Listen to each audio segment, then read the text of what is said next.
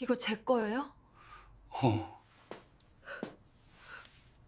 여자가 작은 액자를 들었습니다. 흰 종이 위에 찍힌 아기 발바닥 도장을 오래 봤어요. 그러고는 남자를 돌아보며 물었습니다. 이거 제 거예요? 남자가 대답했어요. 이 두 사람이 이 자리에 서기까지 25년이 걸렸습니다. 대체 25년이라는 시간 동안 어떤 일이 있었던 것일까요? 그 숨겨진 이야기가 지금 시작합니다.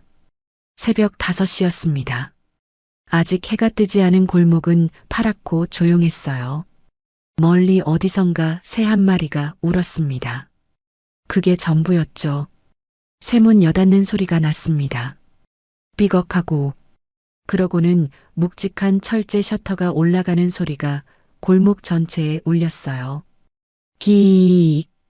이만복이 셔터 손잡이를 잡고 있었습니다.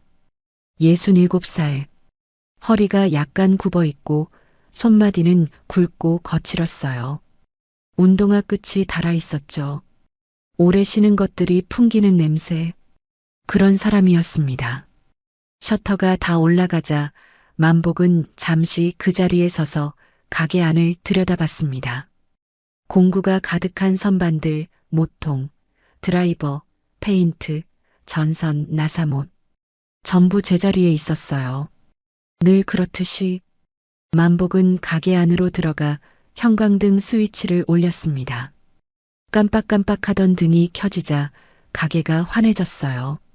오래된 형광등 소리가 잠시 윙하고 울렸죠. 만복이 앞치마를 두르며 가게를 둘러봤습니다.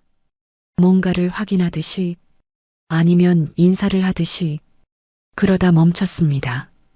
계산대 옆 선반 아래 낡은 나무 액자 하나가 놓여 있었어요. 다른 물건들 사이에 비스듬히 기대어 있었죠. 얼핏 보면 그냥 오래된 장식품처럼 보였습니다. 가까이서 보면 달랐어요. 하얀 종이 위에 찍힌 발바닥 도장 하나. 아주 작은 발. 갓난아이의 것이었죠. 만복이 액자를 집어들었습니다. 그러고는 서랍에서 낡은 손수건 하나를 꺼냈어요. 먼지를 닦기 시작했습니다. 천천히, 아주 천천히.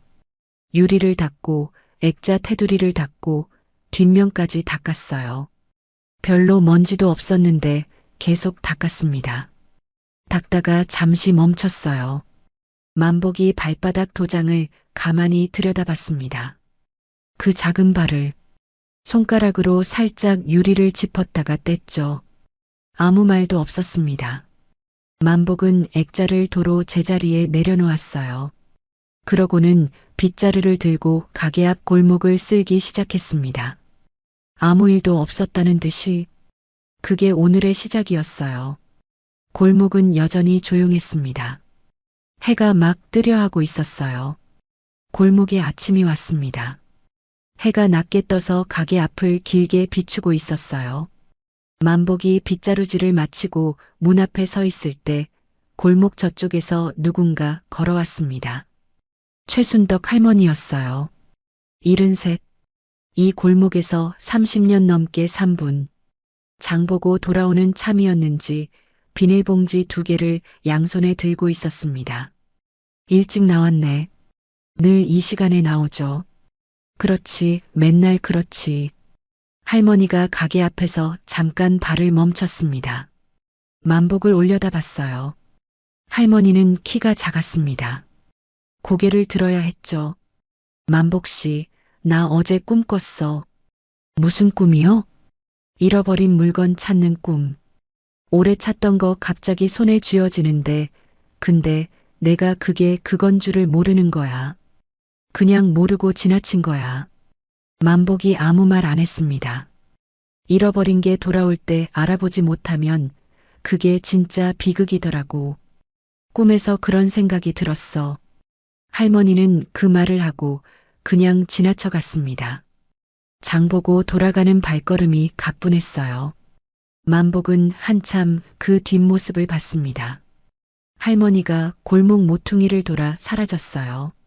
만복이 다시 가게 안으로 들어갔습니다.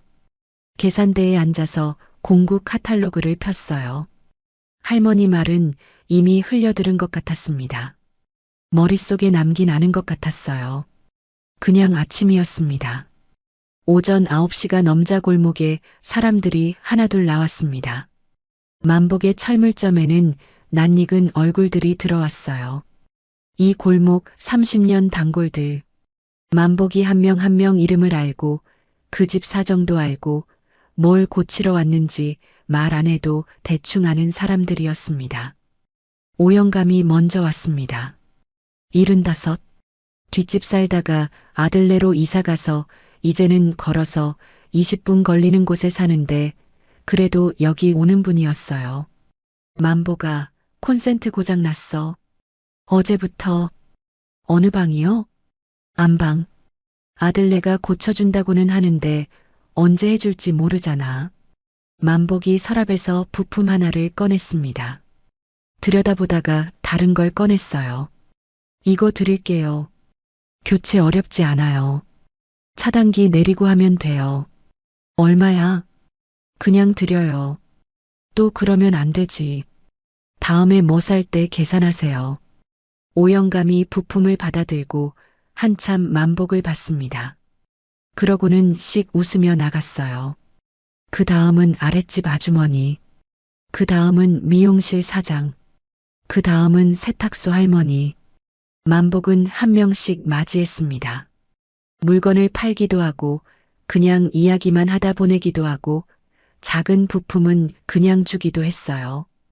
그렇게 오전이 흘렀습니다. 점심시간이 됐습니다. 만복은 가게 한켠에 있는 낡은 냉장고에서 반찬통 2개를 꺼냈어요. 밥은 전기밥솥에 해놨습니다. 혼자 밥을 퍼서 계산대에 앉아 먹기 시작했어요. 반찬은 2가지였습니다. 계란장 조림 깍두기. 며칠째 같은 반찬이었어요. 만복은 개의치 않았습니다. 천천히 먹으며 창밖을 봤어요. 가게 안쪽 선반 옆에는 낡은 수첩 한 권이 꽂혀 있었습니다. 손때가 까맣게 탄 수첩이었어요. 만복이 가끔씩 꺼내보는 수첩. 아무도 그게 뭔지 묻지 않았습니다. 만복도 굳이 설명하지 않았어요. 수첩 안에는 메모들이 빼곡했습니다. 오래된 주소들, 전화번호들, 이름들. 줄이 그어진 것들이 많았어요. 다 막힌 길들이었습니다. 전화해봤더니 없는 번호였거나 찾아갔더니 이미 이사간 집이었거나 기억을 더듬다가 틀렸거나 25년 동안 만복이 혼자 해온 일이었어요. 딸이 있었습니다. 정확히는 딸이 있었을 것입니다. 이제는 33이 됐을 거예요. 만복이 처음이자 마지막으로 품에 안아본 건 태어난 지 나흘 만이었습니다. 그때 이름을 지어줬어요. 이서연. 손바닥만 한 발바닥에 도장을 찍었죠. 그 다음 날 아내가 사라졌습니다. 아이를 데리고 만복이 숟가락을 내려놓았습니다. 더 먹지 않았어요. 창밖을 봤습니다. 골목에 고양이 한 마리가 지나갔어요. 오후에 골목 저쪽에서 아이 울음소리가 났어요. 10살쯤 된 여자애가 자전거를 끌고 서 있었습니다. 앞바퀴 타이어가 펑크 난 거였어요. 아이는 어쩔 줄 모르고 서서 울먹이고 있었습니다.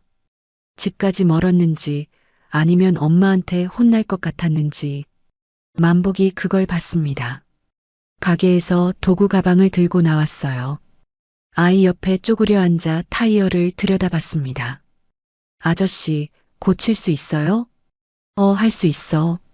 잠깐만 있어봐. 만복이 척척 손을 놀렸습니다. 오래한 일을 하는 사람의 손놀림이었어요. 아이는 옆에 서서 구경했습니다. 얼마예요? 괜찮아. 학교 끝나고 집 가는 거야? 네. 학원 가야 해요. 늦겠다. 빨리 가. 아이가 자전거 타고 싱하고 가버렸습니다. 뒤도 안 돌아봤어요. 만복이 일어서며 무릎을 탁 털었습니다. 가게로 들어가며 도구를 정리했어요. 그게 전부였습니다. 별일 아니었어요. 만복에게는 그냥 오후의 일이었습니다. 저녁이 됐습니다. 만복의 집은 철물점에서 걸어서 5분 거리였어요. 작은 빌라 3층. 혼자 살기에 넉넉하다면 넉넉하고 좁다면 좁은 공간이었습니다. 만복이 현관문을 열고 들어갔습니다. 불을 켰어요. 거실에 불이 들어왔습니다. 고요했어요. 소파가 있고 밥상이 있고 TV가 있었습니다. 벽에 달력이 하나 걸려 있었어요. 날짜를 X로 지워가는 달력. 다른 장식은 없었습니다. 만복이 가방을 내려놓고 냉장고를 열었습니다. 뭔가 먹을 게 있나 들여다봤어요. 반찬통 몇 개, 계란, 두부반모, 맥주 2캔. 냉장고를 닫았습니다. 샤워를 하고 나왔습니다. 속옷바람으로 소파에 앉아 TV를 켰어요. 뉴스가 나왔습니다. 만복이 봤습니다. 안 봤습니다. 눈은 화면에 있는데 머릿속은 다른 곳에 있는 것 같았어요. TV를 껐습니다. 만복이 일어나 창문 쪽으로 갔어요. 창문을 조금 열었습니다. 밤 공기가 들어왔어요. 서늘하고 희미하게 꽃향기 같은 게 섞여 있었습니다. 만복이 창밖을 봤어요.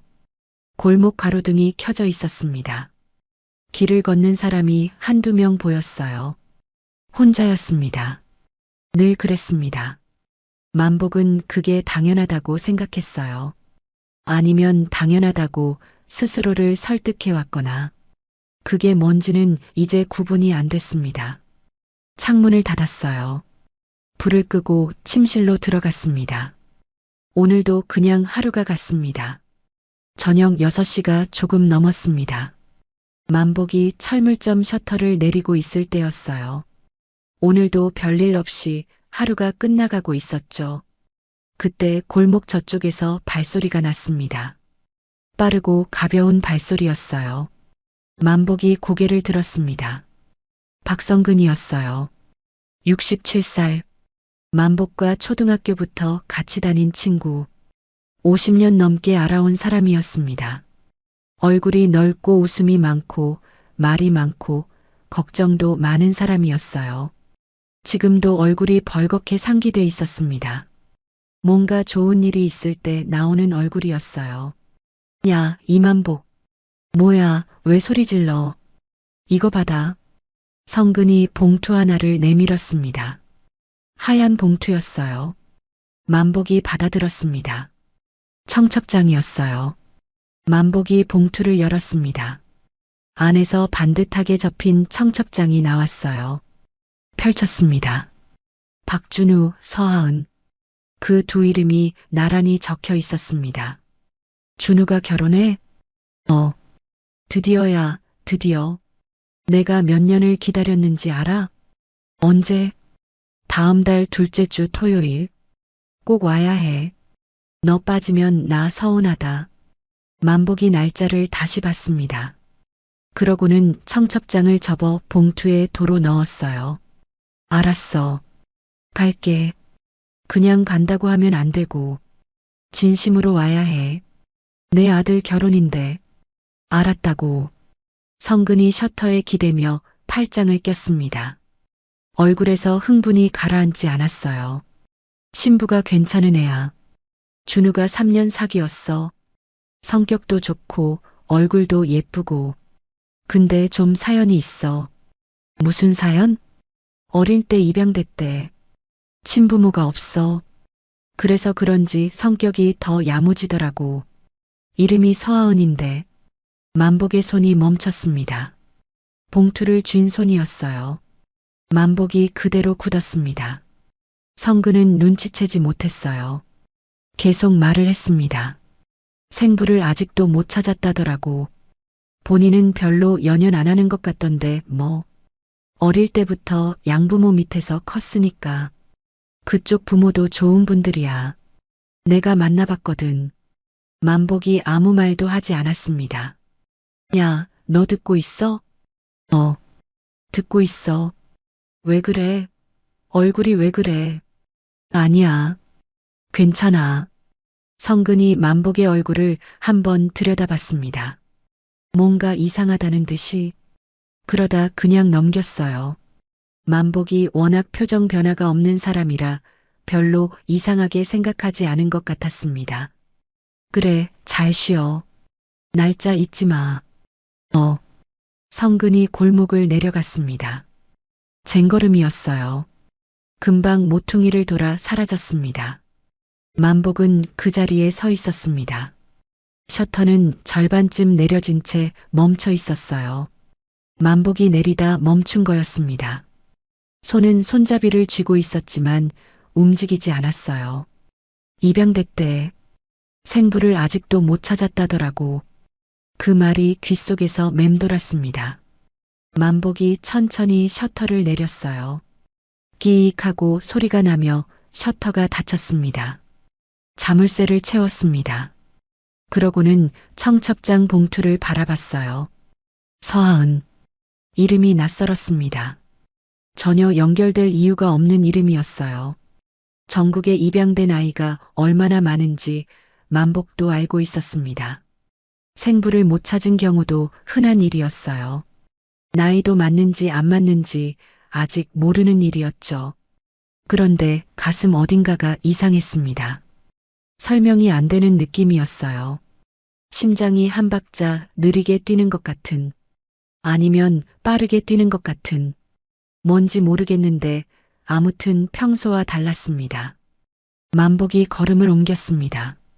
집을 향해 걷기 시작했어요. 골목이 어두웠습니다. 가로등이 하나씩 켜지고 있었어요. 만복이 걸으면서 봉투를 손에 쥐고 있었습니다.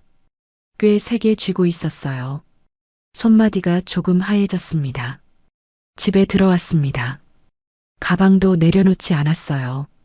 신발도 제대로 안 벗고 거실로 들어갔습니다. 소파에 앉아 청첩장을 다시 꺼냈어요. 펼쳤습니다. 박준우, 서하은. 만복이 서하은이라는 이름을 손가락으로 짚었습니다. 그러고는 손가락을 뗐어요. 또 짚었습니다. 나이가 얼마지? 만복이 일어났습니다. 선반에서 낡은 수첩을 꺼냈어요. 손때가 까맣게 탄 그 수첩.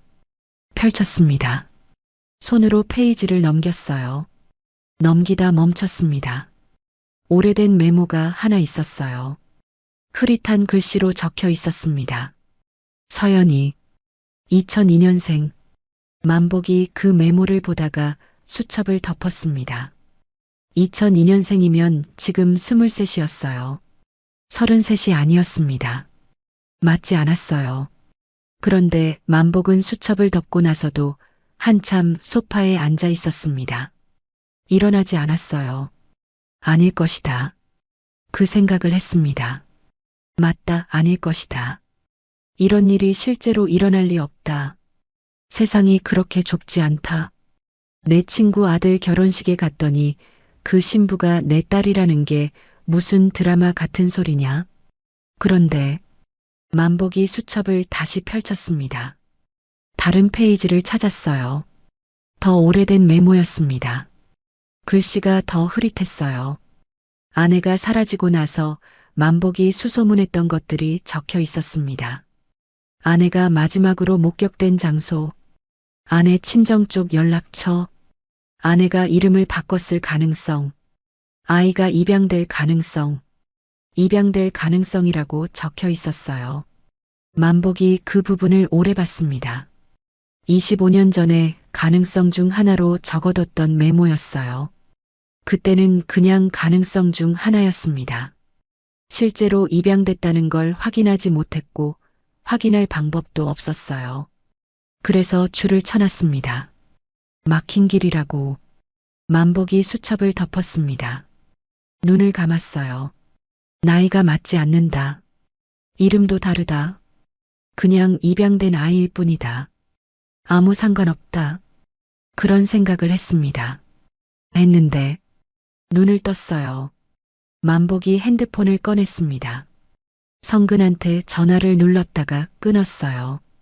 다시 눌렀다가 또 끊었습니다. 잠깐 그러고 있다가 결국 문자를 보냈어요. 야, 신부 나이가 어떻게 돼? 방이 조용했습니다. 밖에서 바람 소리가 났어요. 잠시 후 성근한테 답장이 왔습니다.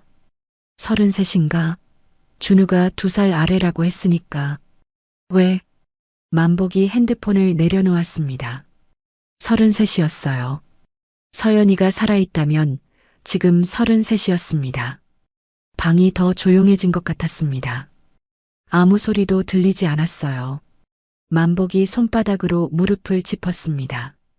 그러고는 한참 바닥을 내려다봤어요. 아닐 것이다. 그 생각이 또 왔습니다. 그런데 이번에는 그 생각이 예전보다 조금 약했어요. 그날 밤 만복은 잠을 못 잤습니다. 누웠다가 일어났다가를 반복했어요. 천장을 보다가 옆으로 돌아 눕다가 다시 천장을 봤습니다. 시계 소리만 들렸어요. 째깍째깍. 그게 유난히 크게 들렸죠. 새벽 2시가 됐습니다. 만복이 일어나 주방으로 갔어요. 물을 한 컵 마셨습니다. 그러고는 그 자리에 서서 컵을 들고 한참 있었어요. 아닐 것이다. 그 생각은 여전히 했습니다. 했는데 지워지지가 않았어요. 나이가 맞다는 사실이 자꾸 머릿속에 걸렸습니다. 입양됐다는 것도, 생부를 못 찾았다는 것도. 만복이 컵을 내려놓았어요. 손이 조금 떨렸습니다.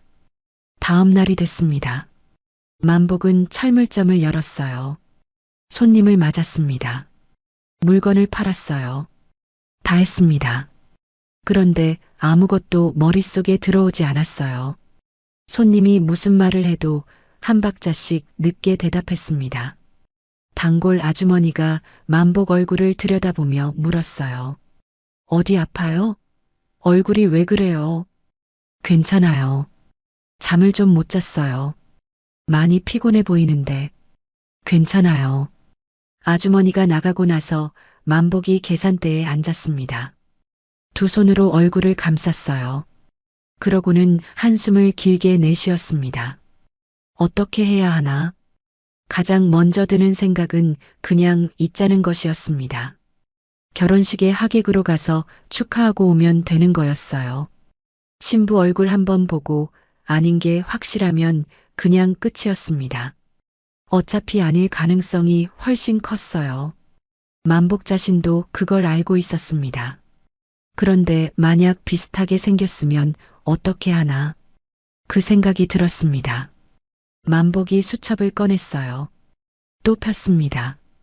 이번에는 맨 앞 페이지를 봤어요. 거기에 뭔가 적혀 있었습니다. 오래돼서 흐릿한 글씨였어요. 서연이 발바닥 42mm. 태어난 지 나흘 만에 찍은 도장이었습니다. 만복이 직접 잉크를 묻혀서 찍었어요. 아이가 울었죠. 작은 발이 잉크 때문에 차가웠을 테니까. 그러면서도 만복이 꼭 찍었습니다. 뭔가 남겨두고 싶었던 거예요. 아직 이름도 없던 아이한테 이름을 지어주고 발바닥 도장을 찍어두었습니다. 그 다음날 아내가 사라졌어요. 만복이 수첩을 덮었습니다. 점심때 성근한테 전화를 했어요. 야, 나야. 왜? 신부 있잖아. 서하은이. 왜 갑자기? 어릴 때 어디서 컸는지 알아? 전화기 너머로 성근이 잠깐 멈추는 게 느껴졌어요. 갑자기 그건 왜 물어보냐? 그냥 궁금해서. 그냥이 어딨어. 말해봐. 만복이 잠깐 망설였습니다. 그러다 말했어요. 내 딸이 살아있으면 지금 33이야. 전화기가 조용해졌습니다. 성근이 아무 말도 안 했어요. 만복도 아무 말 안 했습니다. 잠시 그렇게 있었어요. 너 지금 무슨 생각하는 거야? 아닐 거야. 나도 알아. 근데 자꾸 생각이 나. 이만복. 말도 안 되는 소리 하지 마라. 말도 안 되는 거 나도 알아. 성근이 또 잠잠해졌습니다. 어디서 컸는지는 나도 몰라. 준우한테 물어봐야 알지. 근데 야, 진짜로 그런 생각하는 거야? 그냥 나이가 맞으니까 생각이 나는 거야. 아닐 거야. 아닐 거야가 아니라 절대 아닌 거야. 세상이 그렇게 좁냐? 그렇지. 결혼식 와서 얼굴 보면 바로 알 거잖아. 닮은 구석도 없을 거야. 그때 가서 확인하면 되는 거야. 만복이 아무 말 안 했습니다. 야, 들어. 들어. 그냥 와서 봐. 보면 알아. 쓸데없는 생각하지 말고. 알았어. 전화를 끊었습니다. 성금 말이 맞았어요. 결혼식장에 가서 얼굴을 보면 됩니다. 아닌 게 확인되면 그걸로 끝이었어요. 25년 동안 딸을 못 찾은 사람이 갑자기 친구 아들 결혼식에서 딸을 만난다는 게 말이 되는 소리가 아니었습니다. 그냥 나이가 맞아서 잠깐 헷갈린 거였어요.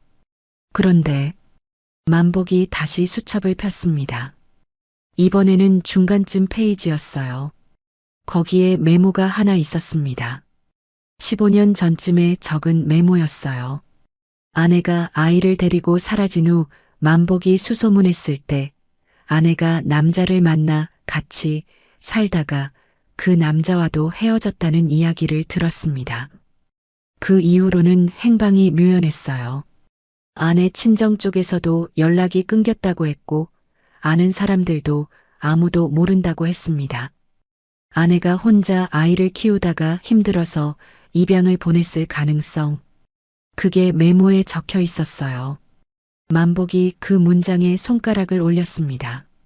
만약 아내가 정말로 아이를 입양 보냈다면, 그리고 그 아이가 성근 아들이랑 3년을 사귀어서 결혼을 하게 됐다면, 그리고 그 아이 나이가 딱 맞는다면, 만복이 수첩을 덮었어요. 일어났습니다. 가게 안을 한 바퀴 걸었어요. 선반 쪽으로 갔다가 계산대 쪽으로 왔다가 문 쪽으로 갔다가 멈췄습니다. 결혼식까지 2주일이 남았어요. 그냥 기다리면 됩니다. 가서 보면 됩니다. 아닌 게 확인되면 집에 오면 됩니다. 쉬운 일이었어요. 그런데 만복은 2주일을 그냥 기다릴 수가 없을 것 같았습니다. 지난 하루만 해도 이 모양이었어요. 잠도 못 자고 일도 손에 안 잡히고 손님 말도 제대로 못 들었습니다. 2주일을 이렇게 보내다가는 몸이 나만하지 않을 것 같았어요. 만복이 결심을 했습니다. 직접 확인하기로 했어요. 결혼식 전에 기다리는 게 아니라 직접 찾아 나서기로 했습니다. 방법은 하나였어요. 성근을 통해서 신부 쪽 정보를 더 알아내는 것이었습니다. 어디서 태어났는지, 어릴 때 어디서 살았는지, 그게 맞지 않으면 그냥 끝이었어요. 그게 맞으면 그때 다음을 생각하면 됐습니다. 만복이 핸드폰을 다시 들었어요. 성근한테 전화를 눌렀습니다. 야, 나야. 아까 전화한 거 미안한데. 왜 또 준우한테 물어볼 수 있어? 신부가 어릴 때 어디서 컸는지. 전화기 너머로 성근이 한숨을 쉬는 소리가 들렸어요. 이만복. 알아. 말도 안 되는 거 알아. 그냥 확인만 하면 끝이야. 아니면 그냥 잊을게. 너 진짜로 이럴 거야? 응. 성근이 한참 아무 말도 안 했습니다. 알았어. 물어볼게. 근데 야 아닌 게 확인되면 그냥 결혼식 와서 웃으면서 축하나 해줘. 알았어? 알았어. 고마워. 전화를 끊었습니다. 만복이 천천히 핸드폰을 내려놓았어요. 숨을 한번 크게 들이쉬었습니다. 이제 기다리면 됐어요. 아닐 것이다 라는 생각은 여전히 했습니다. 했는데 처음보다 그 목소리가 작아졌어요. 대신 다른 목소리가 조금씩 커지고 있었습니다. 아직 확인하지 않은 것들이 있다는 목소리가. 만복이 계산대에 앉았습니다. 창밖을 봤어요. 골목에 오후 햇살이 들어오고 있었습니다. 2주일이었어요. 성근한테서 연락이 온 건 이틀 후였습니다. 만복이 가게에서 선반 정리를 하고 있을 때였어요. 핸드폰이 울렸습니다. 성근이었죠. 아, 말해. 물어봤어. 만복이 손을 멈췄습니다. 선반에 올리던 모통을 그대로 들고 있었어요. 준우한테 물어봤어. 하은이가 어릴 때 어디서 컸냐고. 뭐래? 경기도 의정부래. 거기서 입양돼서 거기서 쭉 컸다고. 만복이 모통을 선반에 내려놓았습니다. 천천히. 의정부였습니다. 25년 전 아내가 마지막으로 목격됐던 곳이 의정부 근처였어요. 만복이 수첩에 적어둔 메모 중에 그 내용이 있었습니다. 흐릿하게 적힌 글씨로 아내가 거기 있다는 사람이 있었다고. 확인은 못했지만 만복아, 너 지금 어때? 괜찮아. 괜찮은 게 맞아? 만복이 대답을 안 했습니다. 잠깐 그러고 있다가 말했어요. 성근아, 나 결혼식 날 일찍 가면 안 될까? 신부 먼저 볼 수 있게. 전화기 넘어가 조용해졌어요. 성근이 한동안 말이 없었습니다. 이만복, 너 진짜 이러려고 그러는 거야. 결혼식장에서 그냥 보기만 할 거야. 확인만 하면 돼. 아니면 그냥 끝이잖아. 근데 만약에 비슷하게 생겼으면 어떻게 할 건데? 만복이 대답을 못했습니다. 그것도 생각해놨어? 아직이라니. 야, 이만복. 냉정하게 생각해봐. 아닐 가능성이 훨씬 크잖아. 알아. 알면서 왜 이러냐고. 모르면 못 살겠어. 그 말이 나오고 나서 만복 자신도 놀랐습니다. 생각하고 한 말이 아니었어요. 그냥 나온 말이었죠. 전화기 너머에서 성근이 긴 숨을 내쉬는 소리가 들렸어요. 알았어. 일찍 와. 내가 자리 만들어줄게. 고마워. 근데 야, 결혼식장에서 무슨 짓 하면 안 돼. 알아? 알아. 그냥 보기만 해. 보고 아니면 그냥 웃으면서 밥 먹고 와. 알았어. 전화를 끊었습니다. 가게가 조용해졌어요. 만복이 선반 앞에 서서 멍하니 있었습니다. 모르면 못 살겠어. 그 말이 맞았어요. 25년 동안 모르고 살아왔습니다. 수첩에 메모를 적고 전화를 걸고 찾아가고 막히면 또 다른 길을 찾고 그러다 다 막히면 그냥 살았어요. 살아야 했으니까. 그래도 잊은 적은 없었습니다. 아침마다 액자를 닦은 게 그 증거였어요. 그런데 이번에는 달랐습니다. 이번에는 찾아가면 볼 수 있는 곳이 있었어요. 날짜도 있고 장소도 있고 그냥 거기 가면 됐습니다. 만복이 앞치마를 벗었어요. 가게 문을 잠갔습니다. 아직 저녁이 되려면 멀었는데 일찍 닫았어요. 단골들이 의아하게 볼 수도 있었지만 신경 쓰이지 않았습니다. 집으로 갔어요. 집에 들어가서 장롱을 열었습니다. 안쪽 깊숙이 손을 넣었어요.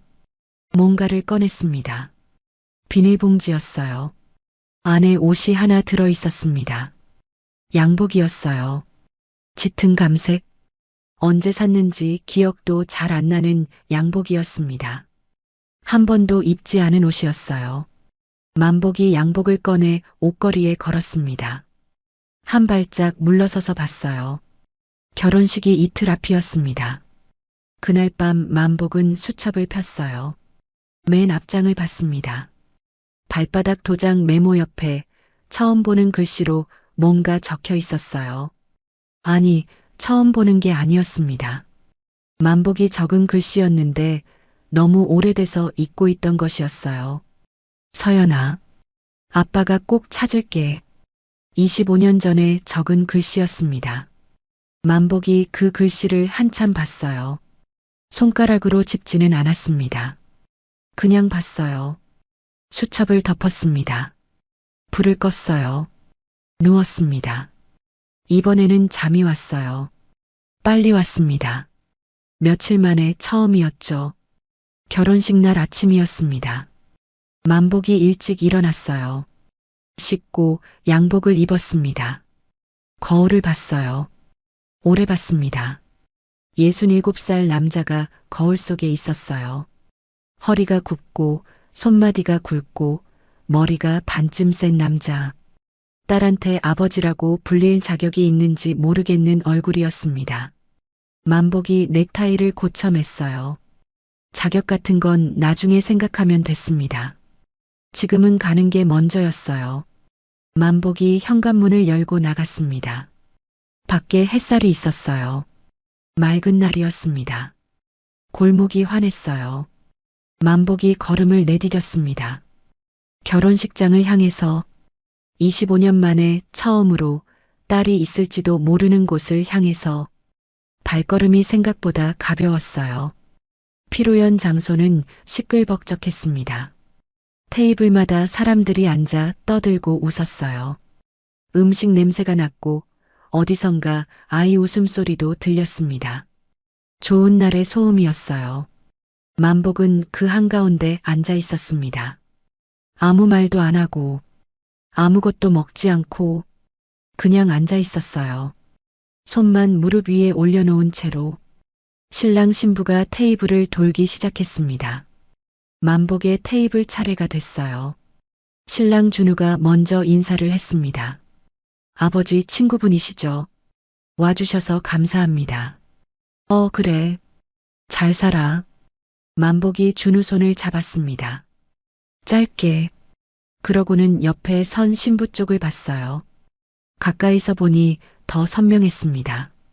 눈매가, 눈을 마주치는 방식이. 만복이 숨을 참았어요.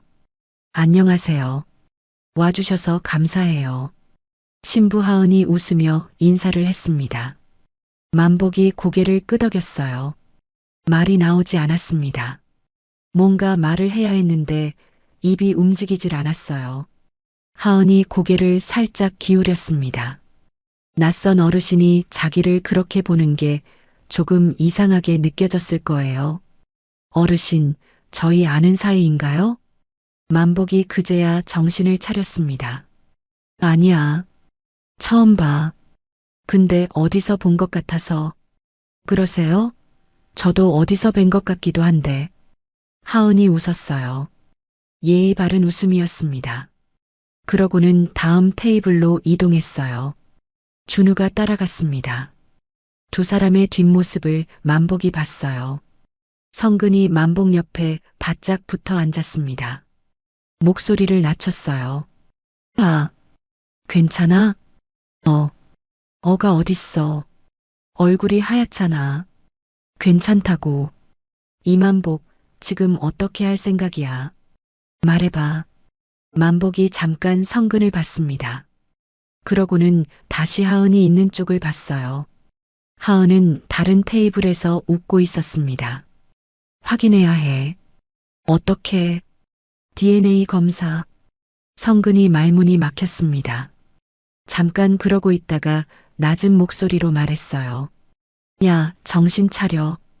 DNA 검사를 어떻게 해? 하은이가 동의를 해야 할 거 아니야.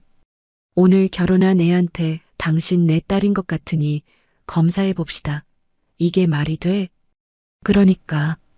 그러니까가 뭐야? 방법을 찾아야지.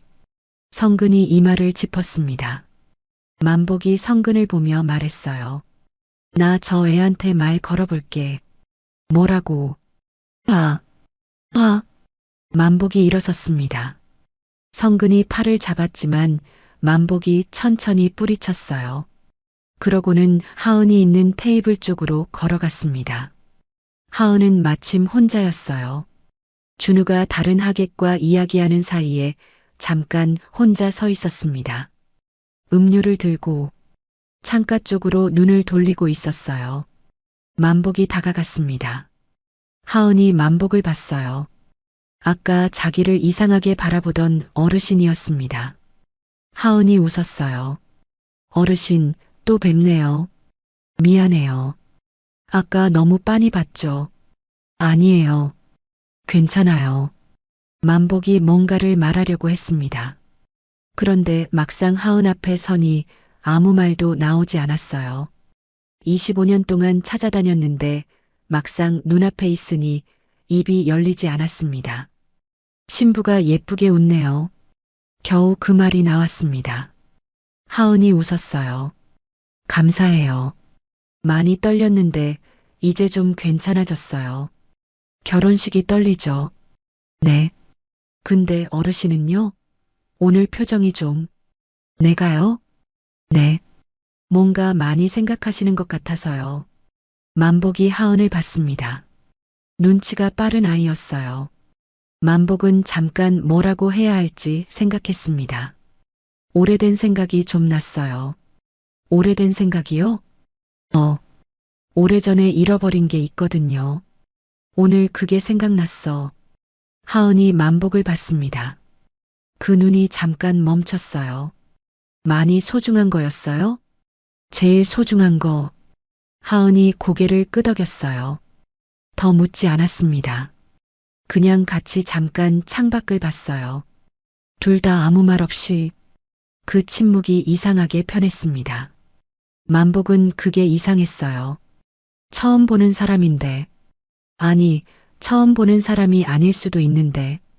준우가 다가왔습니다. 하은 옆에 섰어요. 여보, 저쪽 테이블에서 불러. 알겠어. 하은이 만복에게 고개를 숙였습니다. 어르신, 잃어버린 거 찾으시길 바랄게요. 그 말을 하고 하은이 돌아섰어요. 준우와 함께 걸어갔습니다. 만복이 그 뒷모습을 봤어요. 하은의 걸음걸이를 봤습니다. 어깨를 움츠리지 않고 반듯하게 걷는 걸음이었어요. 만복이 걷는 방식과 닮아 있었습니다. 성근이 어느새 만복 옆에 와 있었어요. 아무 말도 안 했습니다. 둘이 나란히 하은의 뒷모습을 봤어요. 한참 후에 성근이 말했습니다. 걸음걸이가 너 닮았다. 만복이 대답하지 않았어요. 대답할 필요가 없었습니다. 성근도 이제 보이는 것 같았어요. 피로연이 끝나갔습니다. 하객들이 하나둘 자리에서 일어났어요. 만복도 일어났습니다. 양복 단추를 잠그고 가방을 들었어요. 나가면서 한번 뒤를 돌아봤습니다. 하은이 저쪽에서 또 다른 하객과 이야기하고 있었어요. 웃고 있었습니다. 만복이 돌아서서 출구를 향해 걸었습니다. 오늘 본 것들이 머릿속에서 떠나지 않았어요. 눈매, 걸음걸이, 창가에서 나눈 짧은 대화. 그리고 마지막으로 하은이 남긴 말. 잃어버린 거 찾으시길 바랄게요. 만복이 출구를 나섰어요. 바깥에 오후 햇살이 있었습니다. 눈이 조금 부셨어요. 이제 어떻게 해야 하는지 알고 있었습니다. 방법을 찾아야 했어요. 하은에게 다가갈 방법을. 상처 주지 않고, 놀라게 하지 않고, 그러면서도 진실을 확인할 수 있는 방법을. 쉽지 않을 것이었습니다. 그런데 만복은 25년 동안 쉬운 길로 가본 적이 없었어요. 괜찮았습니다. 결혼식 다음 날부터 만복은 움직이기 시작했습니다. 가게 문을 열고 손님을 맞고 물건을 팔았어요. 겉으로는 다를 게 없었습니다. 그런데 속은 달랐어요. 머릿속이 계속 돌아가고 있었거든요. 어떻게 하은에게 다가갈 것인지, 어떻게 진실을 확인할 것인지, 방법은 하나씩 생각해냈습니다. 하나씩. 첫 번째는 준우였어요. 성근 아들 준우는 만복을 어릴 때부터 알고 있었습니다. 아버지 친구 아저씨로. 가끔 명절에 보고 어쩌다 한 번씩 성근 집에 갔을 때 마주치고 그 정도였어요. 가깝지는 않았지만 낯설지도 않은 사이였습니다. 만복이 준우한테 전화를 했어요. 준우야, 나 만복이 아저씨야. 아저씨. 어제 와주셔서 감사해요. 잘 살아야 해. 근데 있잖아. 하은 씨가 어디 살아? 아저씨가 인사를 제대로 못해서 마포 쪽에 살아요. 왜요? 신혼집이 거기야? 네. 저희 신혼집도 마포예요. 마포였습니다. 만복의 철물점에서 버스로 20분 거리였어요. 만복이 전화를 끊고 나서 잠깐 생각했습니다. 그러고는 앞치마를 벗었어요. 그날 오후 만복은 마포 쪽으로 갔습니다. 목적이 있는 건 아니었어요. 그냥 동네가 어떻게 생겼는지 보고 싶었습니다. 하은이 사는 곳이 어떤 곳인지, 어떤 골목을 다니고, 어떤 가게를 들르고, 어떤 풍경을 보며 사는지 한 바퀴 돌았어요. 평범한 동네였습니다. 카페가 있고, 편의점이 있고, 작은 공원이 있었어요. 만복이 공원 벤치에 잠깐 앉았습니다. 비둘기들이 발 앞에 와서 어슬렁거렸어요. 무모한 짓이었습니다. 만복도 알고 있었어요. 동네를 안다고 달라지는 건 없었습니다. 그냥 가까이 있고 싶었던 거였어요. 25년 동안 어디 있는지도 몰랐는데 이제는 버스로 20분 거리에 있다는 걸 알았으니까요. 그게 이상하게 위로가 됐습니다. 성근한테 연락이 온 건 그로부터 사흘 후였어요. 야, 나야. 준우가 나한테 물어보더라. 만복이 아저씨가 하은이 어디 사냐고 물어봤다고. 무슨 일이냐고. 별일 아니야. 별일 아니긴. 야, 이만복, 너 지금 뭐 하는 거야? 생각 중이야. 무슨 생각? 어떻게 하면 하은 씨한테 가까이 갈 수 있을지. 성근이 한동안 말이 없었습니다.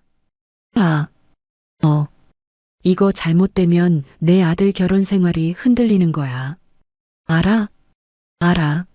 알면서 왜 이러냐? 모르면 못 살겠어. 성근이 전화기 너머로 길게 숨을 내쉬었습니다. 방법이 있기는 해. 만복이 귀를 세웠어요. 준우가 하은이한테 아버지 친구 아저씨가 인사 못한 게 마음에 걸리신다더라 하면서 한번 만남을 주선할 수 있어. 밥 한 끼 같이 먹는 자리. 근데 야, 그 자리에서 이상한 소리 하면 안 돼. 알아? 안 할게. 진짜지? 진짜야. 그냥 보고 싶어. 가까이서. 성근이 잠시 머뭇거렸습니다. 그러다 말했어요. 알았어. 내가 준우한테 말해볼게. 근데 이만복, 이게 마지막이야. 이 이후로 더 무리한 짓 하면 나도 못 도와준다. 고마워. 일주일 후에 자리가 만들어졌습니다. 성근네 집에서 저녁을 먹는 자리였어요. 준우 내외가 오고 만복도 오는 그런 자리. 자연스러운 자리였습니다. 만복이 성근네 현관문을 들어섰을 때 하은은 부엌 쪽에서 성근 아내를 도와 음식을 나르고 있었습니다. 앞치마를 두르고 있었어요. 신혼인데 시부모 집에 와서 부엌 일을 돕고 있었습니다. 만복이 그 모습을 봤어요. 가슴이 뭔가 조여드는 것 같았습니다. 저녁 자리는 시끌벅적했어요. 성근이 이야기를 많이 했고 준우가 웃었고 성근 아내가 음식을 자꾸 권했습니다. 만복은 조용히 앉아서 먹었어요. 하은을 곁눈질로 봤습니다. 하은은 밥을 먹으면서도 주변을 살폈어요. 성근의 빈 컵을 채워주고 준우가 젓가락을 떨어뜨리자 얼른 가져다 주고 눈치가 빠른 사람이었습니다. 자기 것보다 남의 것을 먼저 챙기는 사람이었어요. 만복이 자기가 젊었을 때 그랬습니다. 자기 밥보다 남 밥을 먼저 챙겼어요. 그게 몸에 배어 있었습니다. 아내한테도 단골 손님들한테도 그게 습관이었어요. 하은이 그걸 하고 있었습니다. 저녁을 다 먹고 나서 성근 아내가 차를 내왔어요. 거실에서 다 같이 앉았습니다. 준우가 회사 이야기를 했고 성근이 아들 자랑을 했어요. 만복은 차를 들고 앉아 있었습니다. 하은이 만복 옆에 앉았어요. 자리가 그렇게 됐습니다. 아저씨는 철물점 하신다고요. 오래 했어. 얼마나요? 30년 넘었어. 하은이 눈을 크게 떴습니다. 30년이요? 대단하다. 대단한 건 아니야. 그냥 다른 걸 할 줄 몰라서. 그래도요. 한 가지를 30년 하는 게 쉬운 일이 아닌데. 만복이 하은을 봤습니다. 하은이 그 말을 진심으로 하고 있었어요. 예의로 하는 말이 아니었습니다. 하은 씨는요? 무슨 일해요? 저는 도서관 사서예요. 책을 좋아해요? 네. 어릴 때부터요.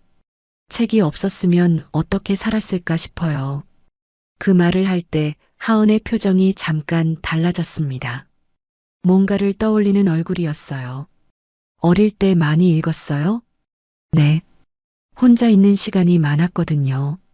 책이 친구였어요. 만복이 아무 말 못했습니다. 혼자 있는 시간이 많았다는 말이 귓속에 박혔어요. 자리가 파할 때쯤 됐습니다. 준우가 일어서며 가자고 했어요. 하은이 일어나 앞치마를 개고 부엌에 가서 설거지 거리를 챙겼습니다. 성근 아내가 됐다고 했지만 하은은 기어이 싱크대 앞에 섰어요. 만복이 현관에서 신발을 신다가 부엌 쪽을 봤습니다. 물소리가 났어요. 하은이 설거지를 하고 있었습니다. 혼자 만복이 그냥 나왔습니다. 밖에 밤바람이 불었어요. 찼습니다. 만복이 걸으면서 손을 주머니에 넣었어요. 오늘 하은이랑 나눈 말들이 머릿속에서 맴돌았습니다. 30년을 한 가지 일을 한 게 대단하다고 했던 것. 혼자 있는 시간이 많았다고 했던 것. 만복은 걸으면서 눈이 조금 뜨거워졌습니다. 참았어요. 참고 걸었습니다. 이 아이 곁에 있어야 했는데 하는 생각이 왔습니다. 30년 전에, 25년 전에 혼자 있는 시간이 많지 않게 해줬어야 했는데 그 생각이 왔다가 갔습니다. 집에 돌아와 만복이 액자를 꺼냈어요. 발바닥 도장이 찍힌 액자. 손수건으로 닦지는 않았습니다. 그냥 들고 한참 봤어요. 오래 봤습니다. 그러고는 제자리에 내려놓고 불을 껐습니다. 내일도 방법을 찾아야 했어요. 성근내 저녁 자리가 있고 나서 2달이 지났습니다. 그 사이에 만복은 하은을 4번 더 봤어요. 한 번은 성근내 집에서, 2번은 준우 내외가 오는 자리에서, 한 번은 우연을 가장한 마포 쪽 산책에서였습니다. 우연을 가장한다는 게 민망한 일이었는데 만복은 개의치 않았어요. 볼 수 있으면 보는 게 먼저였습니다. 볼 때마다 하나씩 더 알게 됐어요. 하은은 목소리가 낮은 편이었습니다. 조용한 자리에서는 잘 들렸는데 시끌벅적한 데서는 잘 안 들렸어요. 만복도 목소리가 낮았습니다. 젊을 때 그걸로 손님들한테 잘 못 들린다는 소리를 들었어요. 하은은 음식을 먹을 때 젓가락을 오른손에 들고 왼손으로 그릇을 받쳤습니다. 그게 습관이었어요. 만복도 그랬습니다. 20년 넘게 같이 산 아내도 그 습관 고치라고 했었는데 끝내 못 고쳤어요. 하은은 웃을 때 눈이 먼저 웃었습니다. 입보다 눈이 먼저 올라갔어요. 거울 속 만복도 그랬습니다. 하나씩 쌓였어요. 하나씩. 그러던 어느 날 준우한테서 연락이 왔습니다. 아저씨, 저번에 하은이가 아저씨 이야기했어요. 뭐라고? 철물점 아저씨가 참 따뜻한 분 같다고. 눈빛이 좋다고요. 한 번 더 뵙고 싶다고. 만복이 전화를 들고 한참 있었습니다. 아저씨? 들어. 혹시 아저씨도 하은이가 마음에 드셨어요? 인상이 어때요? 좋은 아이야. 마음이 따뜻해. 그죠? 제 눈이 틀리지 않았죠? 준우가 웃었습니다. 뿌듯한 웃음이었어요. 제 아내를 자랑하는 남편의 웃음이었습니다. 만복이 그 웃음을 들으며 가슴 한쪽이 뻐근해졌어요. 그 다음 주에 자리가 또 만들어졌습니다. 이번에는 성근 없이 준우 내외와 만복 셋이서 밥을 먹는 자리였어요. 준우가 만들어준 자리였습니다. 하은이 한 번 더 뵙고 싶다고 했으니까요. 만복이 식당 문을 들어섰을 때 하은이 먼저 와 있었습니다. 준우는 아직이었어요. 하은 혼자 앉아서 물을 마시고 있었습니다. 만복이 맞은편에 앉았어요. 먼저 오셨네요. 빨리 오는 버릇이 있어. 저도요. 약속 시간보다 일찍 오는 버릇이 있어요. 남편은 맨날 늦고. 하은이 웃었습니다. 만복도 웃었어요. 둘이 마주 앉아 웃었습니다. 처음으로 준우가 10분 늦게 왔어요. 미안하다며 자리에 앉았습니다. 셋이서 밥을 먹었어요. 이야기가 자연스럽게 흘렀습니다. 만복이 철물점 이야기를 했고, 하은이 도서관 이야기를 했고, 준우가 회사 이야기를 했어요. 밥을 다 먹고 차를 마시는 자리에서 하은이 만복에게 물었습니다. 아저씨, 가족이 어떻게 되세요? 만복이 찻잔을 내려놓았어요. 잠깐 생각했습니다. 혼자야. 결혼은요? 옛날에 했다가 헤어졌어. 아, 죄송해요. 괜한 걸 물어봤네요. 아니야. 괜찮아. 하은이 잠깐 뭔가를 생각하는 얼굴이었습니다. 그러다 말했어요. 저도 가족이 복잡해요. 양부모님이 계시고 친부모는 모르고. 그래서 가족이라는 게 뭔지 오래 생각해 왔어요. 어떻게 생각해요? 피가 전부는 아닌 것 같아요. 근데 또 피가 아무것도 아닌 것도 아닌 것 같고. 아직 잘 모르겠어요. 만복이 하은을 봤습니다. 하은이 창밖을 보고 있었어요. 그 옆 얼굴을 만복이 봤습니다. 이 아이가 그 생각을 하며 자랐구나. 피가 전부는 아닌지 아닌지를. 혼자. 하은 씨. 네. 친아버지를 찾고 싶어요? 하은이 만복을 봤습니다. 처음에는 살짝 놀란 얼굴이었어요. 그러다 조용히 웃었습니다. 모르겠어요. 찾고 싶기도 하고 무섭기도 하고 찾았는데 실망하면 어떡하나 싶기도 하고. 실망이요? 별로인 사람이면 어떡하냐고요. 차라리 모르는 게 나을 수도 있잖아요. 만복이 그 말을 들으며 찻잔을 두 손으로 감쌌습니다. 따뜻했어요. 별로인 사람은 아닐 거야. 어떻게 알아요? 그냥 그런 생각이 들어. 하은이 만복을 봤습니다. 뭔가 이상하다는 듯이 아니면 뭔가를 느끼는 듯이. 만복은 눈을 피하지 않았어요. 준우가 물을 마시다가 둘을 번갈아 봤습니다. 분위기가 묘하다는 걸 느꼈겠지만 아무 말하지 않았어요. 자리가 끝났습니다. 식당을 나서며 하은이 만복에게 말했어요. 아저씨, 또 뵐 수 있을까요? 그래요. 언제든지. 다음에 도서관 근처 오시면 연락 주세요. 제가 커피 살게요. 만복이 고개를 끄덕였습니다. 준우 내외가 차를 타고 떠났어요. 만복이 그 차가 골목을 돌아 사라지는 것을 봤습니다. 이제 됐다는 생각이 들었어요. 확인할 방법이 생겼습니다. 가까워지는 중이었어요. 하은이 스스로 또 보자고 했습니다. 모든 게 잘 풀리는 것 같았어요. 이대로 가면 언젠가는 진실을 말할 수 있을 것 같았습니다. 하은이 받아들일 준비가 됐을 때, 만복이 용기가 생겼을 때, 만복이 걸음을 옮겼습니다. 발걸음이 가벼웠어요. 오랜만에 가벼운 발걸음이었습니다. 그런데 그 가벼움이 오래가지 않을 거라는 걸 그때 만복은 몰랐어요. 문제는 하은의 양아버지 서동철이었습니다. 만복이 하은과 두 번째로 단둘이 커피를 마신 날 서동철한테서 전화가 왔어요. 하은 번호로. 하은이 전화를 받더니 얼굴이 굳었습니다. 잠깐 자리를 피해 통화를 했어요. 돌아왔을 때 하은의 표정이 달라져 있었습니다. 괜찮아요? 네. 아버지 전화였어요. 별일 아니에요. 별일 아니라고 했지만 별일이 있는 얼굴이었습니다. 만복이 더 묻지 않았어요. 그날 자리는 거기서 끝났습니다. 며칠 후에 성근한테서 연락이 왔어요. 야, 이만복. 하은이 양아버지가 준우한테 연락했대. 만복이 아저씨가 왜 자꾸 하은이를 만나려 하냐고. 뭐? 준우도 처음에는 그냥 아버지 친구 어른이라고 했는데 서동철 씨가 좀 이상하다는 거야. 한두 번도 아니고 자꾸 자리를 만든다고. 혹시 딴 마음 있는 거 아니냐고. 만복이 전화기를 쥔 손에 힘이 들어갔습니다. 딴 마음이라니. 나도 황당하지. 근데 야, 서동철 씨가 단순한 사람이 아닌 것 같아. 준우한테 만복이 너 신원조회를 해봤다는 거야. 신원조회를?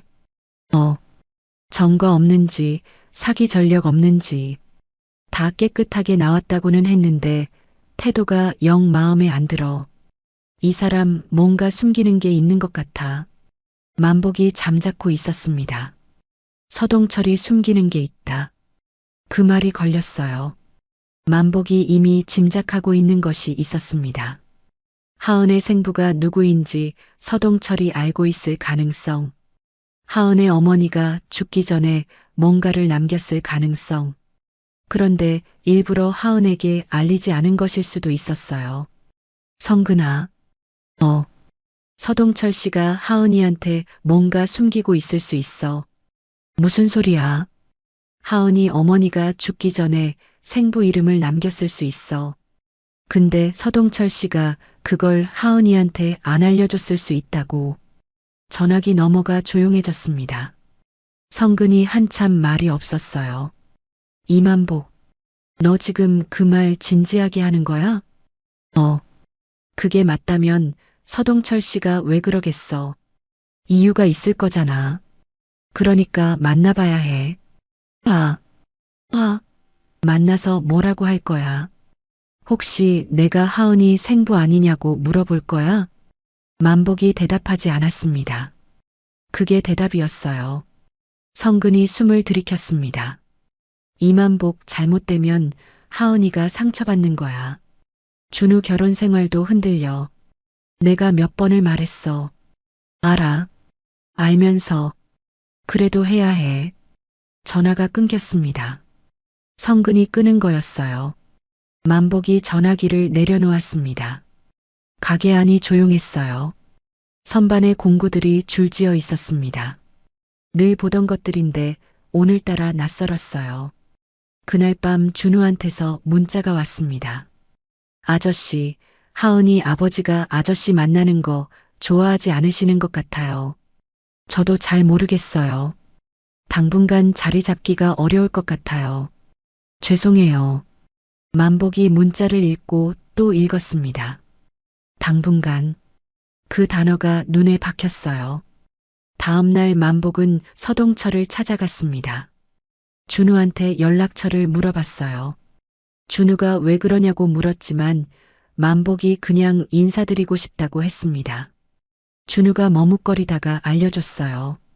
서동철은 마포에서 작은 부동산을 운영하고 있었습니다. 만복이 찾아갔을 때 서동철은 사무실 안에 혼자 있었어요. 65. 눈이 작고 말이 적은 사람이었습니다. 만복이 들어서자 서동철이 봤어요. 놀라지는 않았습니다. 예상하고 있었던 것 같았어요. 이만복 씨, 어떻게 알아요? 신원 조회했다고 했잖아요. 철물점 운영하는 이만복. 찾는데 오래 안 걸렸어요. 서동철이 맞은편 의자를 가리켰습니다. 만복이 앉았어요. 왜 하은이를 만나려 하는 겁니까? 하은 씨가 제 딸인 것 같아서요. 서동철의 눈이 잠깐 흔들렸습니다. 아주 잠깐. 그러고는 다시 굳었어요. 근거가 있습니까? 나이가 맞아요. 입양된 것도 맞고, 의정부에서 컸다는 것도 맞고, 닮은 것도 맞아요. 닮았다는 건 근거가 안 됩니다. 그래서 왔어요. 확인하고 싶어서. 서동철이 잠자코 만복을 봤습니다. 오래 봤어요. 만복도 피하지 않았습니다. 이만복 씨, 예. 하은이는 지금 행복합니다. 좋은 남편 만나서 잘 살고 있어요. 거기다 대고 갑자기 나타나서 내가 친아버지인 것 같다. 이게 하은이한테 무슨 짓인지 알아요? 그래서 조심하고 있어요. 조심하는 게 맞아요. 그러니까 이제 그만하세요. 만복이 대답하지 않았습니다. 하은이 어머니한테 뭔가 받은 게 있죠? 서동철의 얼굴이 굳었습니다. 이번에는 흔들리지 않았어요. 굳은 채로 있었습니다. 없습니다. 없어요? 없어요. 그리고 이만복 씨, 다시 한번 말하는데요. 하은이한테 가까이 오지 마세요. 그게 하은이를 위하는 거예요. 만복이 일어섰습니다. 서동철을 내려다봤어요. 하은 씨가 알 권리가 있어요. 하은이가 원하지 않을 수도 있어요. 그건 하은 씨가 결정할 일이죠. 만복이 사무실을 나왔습니다. 밖에 바람이 불었어요. 차가운 바람이었습니다. 만복이 걸으면서 손을 주머니에 넣었어요. 서동철이 뭔가를 갖고 있었습니다. 없다고 했지만 있었어요. 그 눈이 말해줬어요. 잠깐 흔들렸다가 굳은 그 눈이. 그게 뭔지 찾아내야 했습니다. 길이 막혔습니다. 그런데 막힌 길은 이번이 처음이 아니었어요. 25년 동안 막힌 길만 걸어왔습니다. 만복이 걸음을 멈추지 않았어요. 서동철 사무실을 다녀온 다음 날 하은한테서 문자가 왔습니다. 아저씨, 저희 아버지한테 찾아가셨다고요. 갑자기 왜 그러셨어요? 만복이 그 문자를 읽고 한참 있었습니다. 뭐라고 답해야 할지 몰랐어요. 솔직하게 말하자니 아직 이르고 둘러대자니 거짓말을 해야 했습니다. 결국 이렇게 보냈어요. 인사드리고 싶었어요. 실례가 됐다면 미안해요. 답장이 한참 안 왔습니다. 만복이 기다렸어요. 2시간쯤 지나서 답장이 왔습니다. 아버지가 많이 불편해하세요. 저도 솔직히 좀 당황스러워요. 잠깐 연락을 끊어야 할 것 같아요. 만복이 핸드폰을 내려놓았습니다. 잠깐 연락을 끊어야 할 것 같다는 말이 눈에 남았어요. 잠깐이라는 게 어느 정도인지 알 수 없었습니다. 하은 쪽에서 끊겠다는 말이었어요. 만복이 먼저 무리수를 뒀고 그 결과가 이거였습니다. 며칠이 지났습니다. 만복은 가게를 열고 손님을 맞고 셔터를 닫았어요. 하루하루가 전과 똑같이 흘렀습니다. 하지만 전과 달랐어요. 핸드폰이 울릴 때마다 받습니다. 하은한테서 연락이 오지 않았어요. 일주일이 됐습니다. 성근한테서 연락이 왔어요. 준우가 나한테 물어보더라. 만복이 아저씨가 왜 그러시는 거냐고. 하은이도 많이 당황해한다고. 알아. 알면 어떻게 할 거야? 기다려야지. 언제까지? 만복이 대답하지 않았습니다. 언제까지인지 만복도 몰랐어요. 이만복, 나 솔직하게 말할게. 이거 안 될 것 같아. 서동철 씨가 맡고 있고 하은이도 거리를 두고 준우도 불편해하고 있어. 너 혼자 아무리 애를 써도 안 되는 상황이야. 그래도가 없어. 야, 나도 내 마음 알아. 근데 이게 내 아들 결혼 생활이야. 나도 더 이상은 못 도와줘. 전화가 끊겼습니다. 이번에도 성근이 먼저 끊었어요. 그런데 이번에는 달랐습니다. 아까까지와 다른 무게가 있었어요. 더 이상은 못 도와준다는 말. 50년 친구가 한 말이었습니다. 만복이 가게 문을 잠갔습니다. 아직 저녁도 안 됐는데 셔터를 내리고 자물쇠를 채웠어요. 그러고는 한참 셔터 앞에 서 있었습니다. 집으로 걸어가다가 골목 중간에 멈췄어요. 갑자기 다리가 무거워졌습니다. 발이 떨어지질 않았어요. 만복이 골목벽에 등을 기댔습니다. 천천히 주저앉았어요. 그 자리에 그냥 쪼그려 앉았습니다. 지나가던 사람이 힐끗 봤어요. 만복은 신경 쓰지 않았습니다. 25년이었습니다. 25년 동안 찾아다녔어요. 포기하려 한 적이 없었던 건 아닙니다. 포기하자고 마음먹은 날도 있었어요. 근데 그때마다 아침에 액자를 닦았습니다. 그 손바닥만 한 발바닥을 닦으면 또 하루를 살 수 있었어요. 그렇게 25년을 버텼는데 이제 딸이 어디 있는지 알았습니다. 얼굴도 봤어요. 목소리도 들었습니다. 같이 밥도 먹었어요. 웃는 것도 봤고 젓가락 쥐는 것도 봤고 창밖을 보는 눈빛도 봤습니다. 그런데 닿을 수가 없었어요. 벽이 있었습니다. 서동철이라는 벽이, 그리고 만복 자신이 너무 급하게 움직인 탓에 스스로 쌓아버린 벽이, 하은이 연락을 끊겠다고 했을 때 그 벽이 완성된 거였어요. 만복이 주머니에서 핸드폰을 꺼냈습니다. 하은의 문자를 다시 열었어요. 잠깐 연락을 끊어야 할 것 같아요. 핸드폰을 다시 집어넣었습니다. 골목 저쪽에서 고양이 한 마리가 나왔어요. 만복을 봤습니다. 그러고는 천천히 다가왔어요. 만복 발 앞에서 멈췄습니다. 고양이가 만복을 올려다봤어요. 만복이 손을 내밀었습니다. 고양이가 코를 갖다 댔다가 물러섰어요. 그러고는 골목 어둠 속으로 사라졌습니다. 그것도 그렇게 가버렸습니다. 만복이 일어섰어요. 무릎이 뻐근했습니다. 걷기 시작했어요. 집에 돌아왔습니다. 신발을 벗고 들어갔어요. 불을 켜지 않았습니다. 어두운 채로 소파에 앉았어요. 한참 있다가 선반으로 갔습니다. 액자를 꺼냈어요. 어두워서 잘 보이지 않았습니다. 그냥 들고 있었어요. 서연아. 소리 내어 부른 건 처음이었습니다. 25년 만에 처음으로 소리 내어 이름을 불렀어요.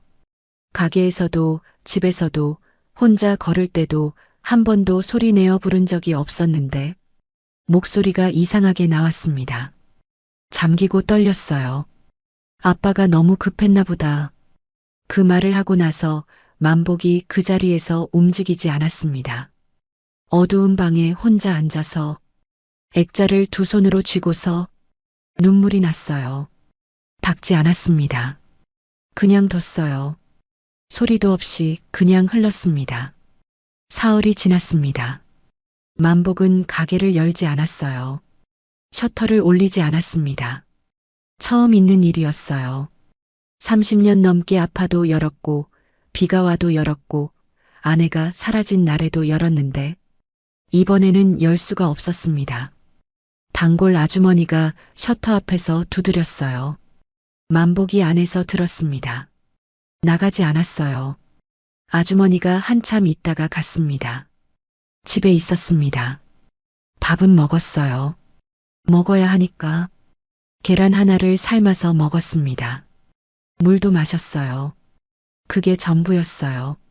소파에 앉았다가 창가에 섰다가 다시 소파로 갔습니다. 그렇게 사흘이 갔어요. 밤이 됐습니다. 만복이 불을 끄고 누웠어요. 잠이 오지 않았습니다. 천장을 봤어요. 어두워서 아무것도 안 보였습니다. 그냥 어둠을 봤어요. 생각이 왔습니다. 처음부터 잘못된 거 아니었을까? 그 생각이었어요. 처음 청첩장을 받았을 때 그냥 흘려보냈어야 했던 거 아닌가? 나이가 맞는다는 것만으로 이렇게 움직인 게 잘못된 거 아닌가? 하은이가 잘 살고 있었는데 만복이 들어가서 흔들어 놓은 거 아닌가? 서동철 말이 맞았는지도 모른다는 생각도 들었습니다.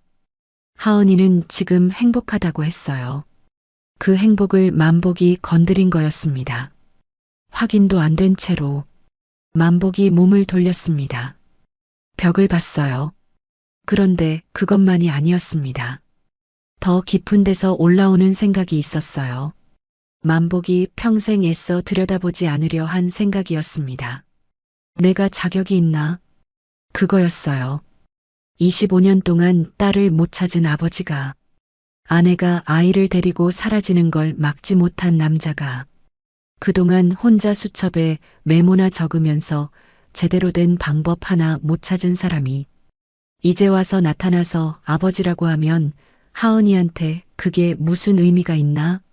하은이는 서동철한테서 이미 아버지를 받았습니다. 33해 동안 아버지 역할을 한 사람이 있었어요. 만복은 그동안 어디 있었나? 수첩에 메모만 적고 있었습니다. 만복이 일어났어요. 앉았습니다. 그러고는 머리를 두 손으로 감쌌습니다. 새벽 2시였어요. 만복이 주방으로 갔습니다. 냉장고를 열었어요. 맥주 한 캔이 있었습니다. 꺼냈어요. 따지 않았어요. 그냥 손에 들고 식탁에 앉았습니다. 차가운 캔이 손바닥에 닿았어요. 그게 좋았습니다. 뭔가 실제로 있다는 느낌이었으니까요. 성근 생각이 났습니다. 더 이상은 못 도와준다고 했어요. 50년 친구가 만복이 성근한테 그런 말을 듣게 만든 거였습니다. 성근도 입장이 있었어요. 아들 결혼 생활이 흔들릴 수 있었으니까 만복이 그걸 알면서도 계속 밀어붙인 거였습니다. 이기적이었던 건 아닌가. 그 생각도 들었어요. 자기가 찾고 싶다는 이유로 하은이를 불편하게 만들고 성근을 곤란하게 만들고 준우 내외 사이에 뭔가를 심어 놓은 건 아닌가. 맥주캔을 식탁에 내려놓았습니다. 따지 않은 채로 창밖을 봤어요. 골목 가로등이 켜져 있었습니다. 불빛이 축축했어요. 밤이슬이 내린 건지 공기가 젖어 있었습니다. 가로등 불빛이 흔들렸어요. 바람이 부는 건지 만복이 오래 창밖을 봤습니다. 그러다 생각이 하나 왔어요. 다른 생각들과 달리 천천히 왔습니다. 하은이가 알고 싶어 할 수도 있다. 그거였어요. 하은이가 친아버지를 찾고 싶기도 하고 무섭기도 하다고 했습니다. 그 말을 만복이 들었어요.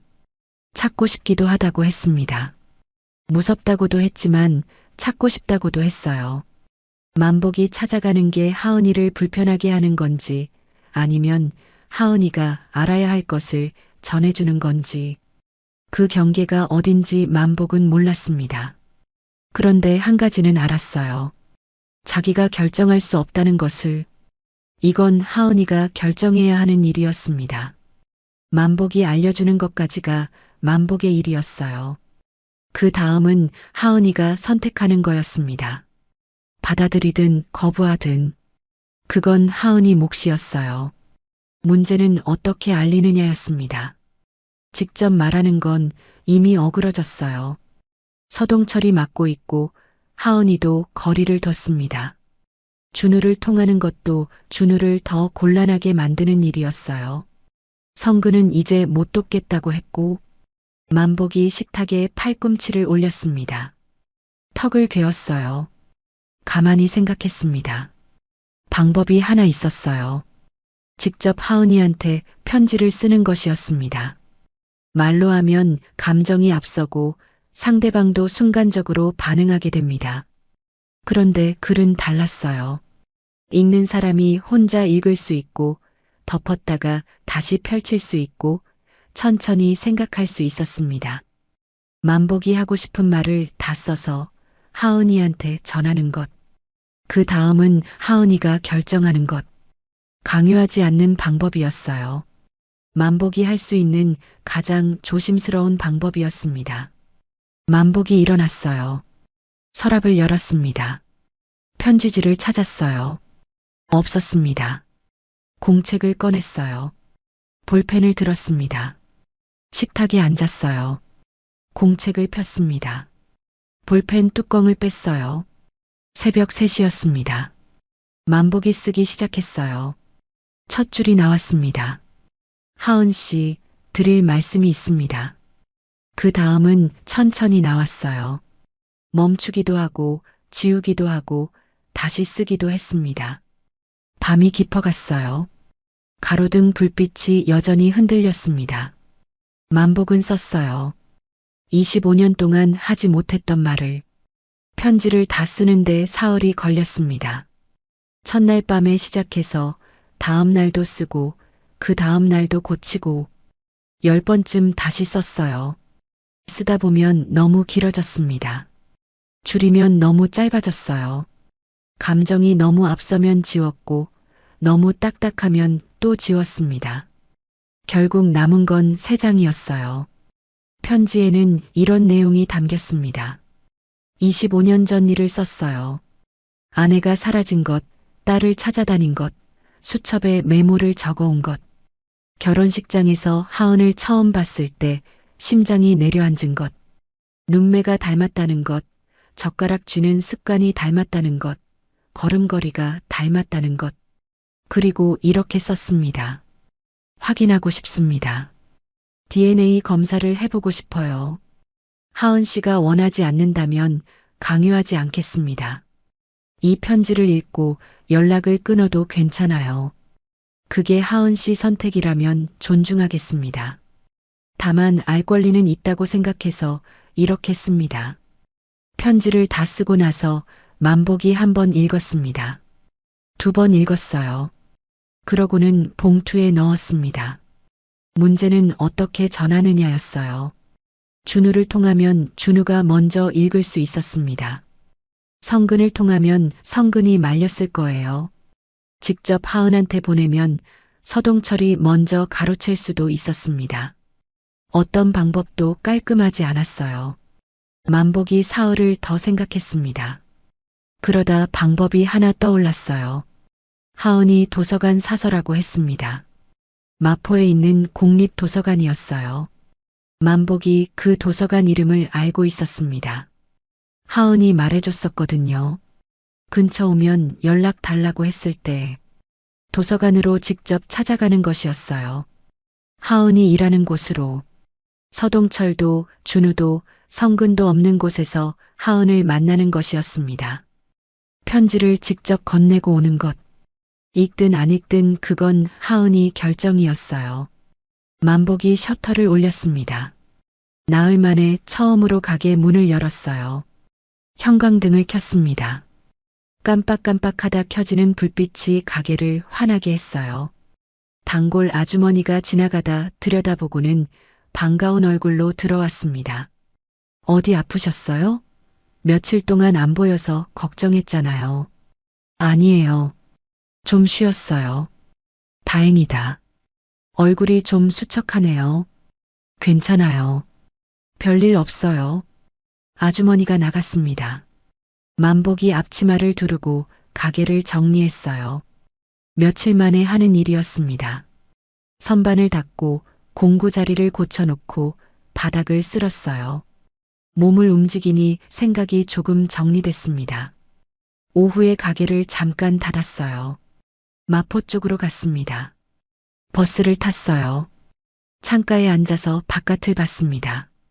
평일 오후였는데 버스 안에 사람이 꽤 있었어요. 저마다 핸드폰을 보거나 창밖을 보거나 눈을 감고 있었습니다. 만복도 창밖을 봤어요. 건물들이 지나갔습니다. 도서관에 도착했어요. 오래된 건물이었습니다. 2층짜리 입구에 현수막이 하나 걸려 있었어요. 독서의 달 행사 안내였습니다. 만복이 들어갔습니다. 안이 조용했어요. 책 냄새가 났습니다. 오래된 종이 냄새. 만복은 그 냄새가 싫지 않았어요. 뭔가 오래된 것들이 모여있는 냄새였으니까요. 안내 데스크가 있었습니다. 직원이 1명 앉아 있었어요. 만복이 다가갔어요. 서하은 씨 계시나요? 잠깐만요. 직원이 안쪽으로 들어갔습니다. 만복이 데스크 옆에 서서 기다렸어요. 책장들이 보였습니다. 사람들이 조용히 책을 보고 있었어요. 아이 하나가 그림책을 안고 종종 걸음으로 지나갔습니다. 발소리가 났어요. 하은이었습니다. 하은이 만복을 보더니 멈췄어요.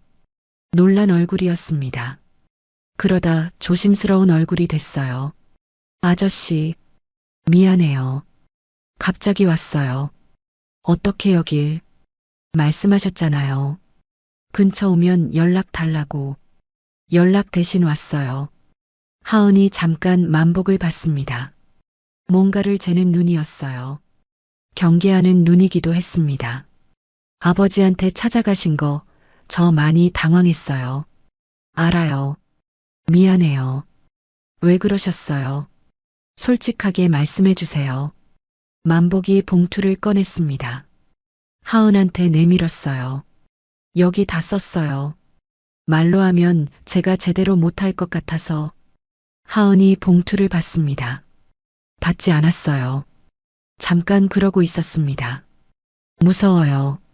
그 말이 작게 나왔어요. 만복이 들었습니다. 알아요. 읽으면 뭔가 달라질 것 같아서요. 달라질 수도 있어요. 싫으면요? 싫으면 버려도 돼요. 강요 안 해요. 하은이 봉투를 받습니다. 만복을 받습니다. 다시 봉투를 받어요. 천천히 손을 내밀었습니다. 봉투를 받았어요. 만복이 고개를 숙였습니다. 고마워요. 그게 전부였습니다. 만복이 도서관을 나왔어요. 밖에 햇살이 있었습니다. 오후 햇살이었어요. 따뜻했습니다. 만복이 계단을 내려와 길을 걸었어요. 버스 정류장 쪽으로. 손이 가벼웠습니다. 봉투를 들고 다니던 손이 이제 비었으니까요. 이제 만복이 할 수 있는 건 다 했습니다. 나머지는 하은이 손 안에 있었어요. 기다리면 됐습니다. 이번에는 진짜로 기다리면 됐어요. 만복이 버스 정류장 의자에 앉았습니다.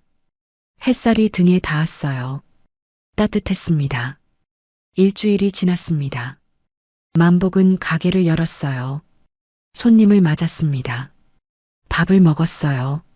잠을 잤습니다. 하루하루가 흘렀어요. 핸드폰을 보는 횟수가 줄었습니다. 기다린다는 건 보는 게 아니라 놔두는 거라는 걸 이제는 알았어요. 열흘이 됐습니다. 그날 오후였어요. 가게에서 선반 정리를 하고 있을 때 핸드폰이 울렸습니다. 모르는 번호였어요. 만복이 받았어요. 여보세요. 아저씨. 하은이었습니다. 만복이 손에 들고 있던 공구를 내려놓았어요. 천천히. 응. 편지 읽었어요. 여러 번 읽었어요. 전화기 넘어가 잠깐 조용해졌습니다. 만복도 아무 말 안 했어요. 검사해 볼게요. 그 말이 들렸습니다. 만복이 숨을 참았어요. 제가 결정해야 하는 거잖아요. 아저씨 말대로요. 아버지한테도 말했어요. 서동철 씨한테? 네. 화내셨어요. 많이. 근데 제 일이니까요. 만복이 아무 말도 못했습니다. 뭔가 말을 해야 하는데 목이 막혔어요. 아저씨. 아닐 수도 있어요. 알죠? 알아요. 그래도 확인하고 싶어요. 저도요. 전화를 끊고 나서 만복이 한참 그 자리에 서 있었습니다. 움직이지 않았어요. 공구 선반 앞에 서서 형광등이 윙하고 울렸어요. 그 소리가 유난히 크게 들렸습니다. 검사는 2주일 후에 했습니다. 병원에서 하은과 만복이 나란히 앉아서 면봉으로 구강 점막을 채취했어요. 서로 별말 없었습니다. 접수하고 기다리고 채취하고 나왔어요. 병원 앞에서 잠깐 섰습니다. 결과 나오면 연락 온대요. 얼마나 걸려요? 일주일에서 열흘이요. 하은이 고개를 끄덕였습니다. 그러고는 만복을 봤어요. 아저씨, 만약에 맞으면요. 어떻게 하고 싶어요? 만복이 하은을 봤습니다. 그 질문에 만복이 오래 생각해온 답이 있었어요. 하은 씨가 원하는 대로 해요. 나는 괜찮아. 정말요?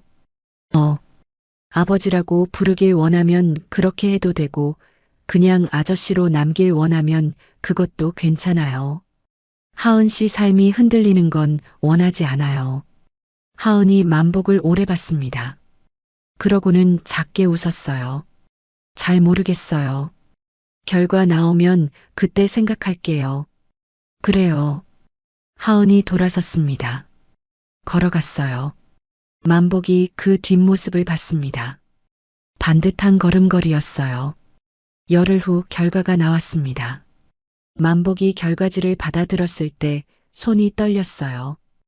병원복도 의자에 앉아서 봉투를 열었습니다. 종이를 꺼냈어요. 글씨가 눈에 잘 들어오지 않았습니다. 숨을 한 번 쉬었어요. 다시 봤습니다. 일치였습니다. 만복이 결과지를 무릎 위에 내려놓았습니다. 병원 복도가 조용했어요. 어디선가 발소리가 났습니다. 형광등 소리가 났어요. 먼 데서 아이 우는 소리도 났습니다. 만복은 그 소리들을 다 들었어요.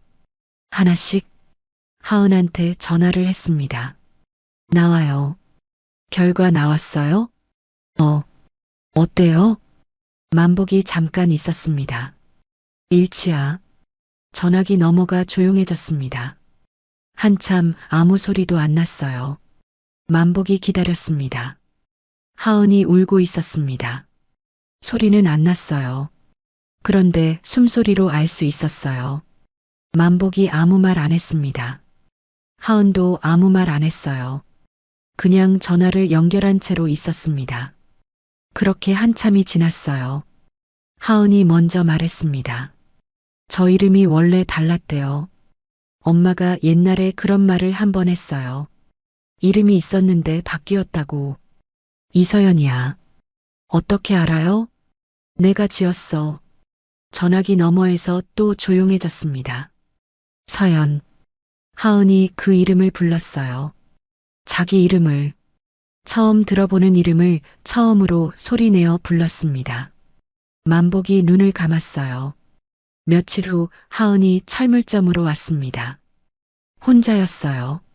준우도 없이, 성근도 없이, 서동철도 없이 혼자 골목을 걸어왔습니다.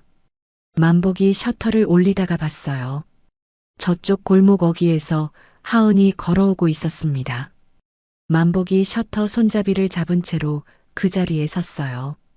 하은이 다가왔습니다. 가게 앞에 섰어요. 만복을 봤습니다. 만복도 하은을 봤어요. 둘 다 아무 말 안 했습니다. 하은이 먼저 웃었어요. 가게 들어가도 돼요? 들어와요. 하은이 가게 안으로 들어섰습니다. 둘러봤어요. 공구들, 선반들, 낡은 계산대. 가게 한켠에 놓인 액자를 봤습니다. 다가갔어요. 액자를 들었습니다. 하얀 종이 위에 찍힌 작은 발바닥 도장을 봤어요. 이거 제 거예요? 하은이 액자를 들고 한참 봤습니다. 만복이 그 모습을 봤어요. 하은이 액자를 도로 내려놓았습니다. 그러고는 만복을 돌아봤어요. 뭐라고 불러요? 만복이 잠깐 있었습니다. 하은 씨 편한 대로. 아저씨는요? 나는 뭐든 괜찮아. 하은이 만복을 봤습니다. 그러고는 작게, 아주 작게 말했어요. 아빠. 만복이 그 말을 들었습니다.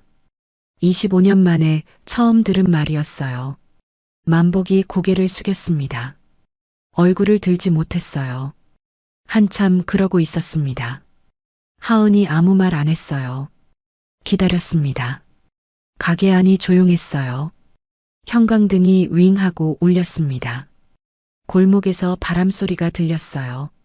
그게 전부였습니다. 그게 충분했어요. 새벽 5시였습니다. 만복이 철물점 셔터를 올렸어요. 기이익 하고 소리가 골목에 울렸습니다. 늘 그랬듯이. 그런데 오늘은 달랐어요. 골목 저쪽에서 발소리가 났습니다. 빠르지도 느리지도 않은 발소리였어요. 만복이 고개를 들었습니다. 하은이었어요.